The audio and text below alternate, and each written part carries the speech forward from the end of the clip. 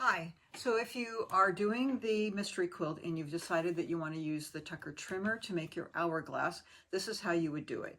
You're going to take your 4.5-inch squares and you're going to put them right sides together, and then you're going to take your magic wand and mark it from point to point, as you see that we've already done this here, and then you'll be sewing it on the lines. After you've sewn it, you're going to just cut down the middle. Okay, and then press it open and press it to the dark.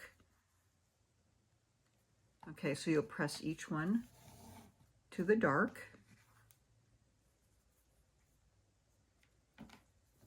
And you'll do that with all of them. And then after you have it pressed, you're going to then take the opposite sides, so dark on one side and the other, and you're going to set them together.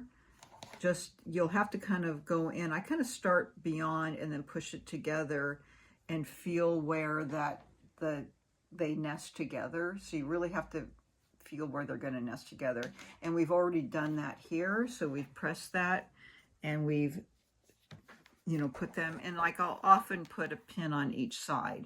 And after you have those together, I'll then mark the opposite sides. And make sure that those points are matching. And I just feel again to make sure that it's nesting. And then I will mark again and mark with your magic wand. And then you are again going to be sewing on those lines. This one I haven't sewn yet, because I wanted to show you how that worked. But once you sew, then you're going to cut it down the middle, and there's your, on this side, it will result in two. This is a hourglass here, and then this one, once you cut it, you'll have an hourglass here. Okay, and then this is the result that you get. This is one that's sewn and cut, and then you will use your Tucker trimmer to cut it down. Now on your Tucker trimmer, you have the half circle that designates 1/2-inch designations of squaring up, and then a whole circle which designates whole sides. We're going to be squaring up to 3.5 inches, so we're going to use the 1/2-inch size. This isn't a big, there's not a lot of extra here, but it's 3.5 inches. It's still some to square up.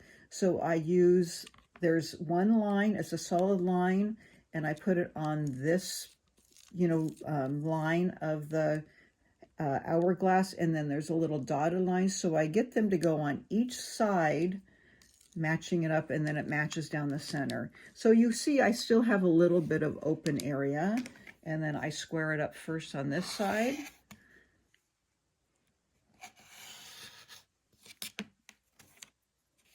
And then I just turn it and then match up the bottom. And I'm on the flush on the edge, and then matching the lines, and then square it up here and there.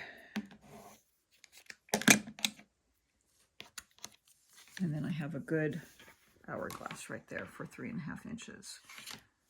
And you would do that the same for all of them. Okay? And there's your hourglass there, and it's a perfect 3.5 inches. And I love it because it's very accurate, and it's really easy to match and square up. And a lot of you already know how to do this because you have the Tucker trimmer and you've probably done this a lot. I've used this a lot for this technique. So anyways, you need to do the same amount that it indicates. I think it's 80. So that's how you'll go about doing that with all of these squares for this portion of the mystery quilt. So go ahead, have fun, and we'll see you next month.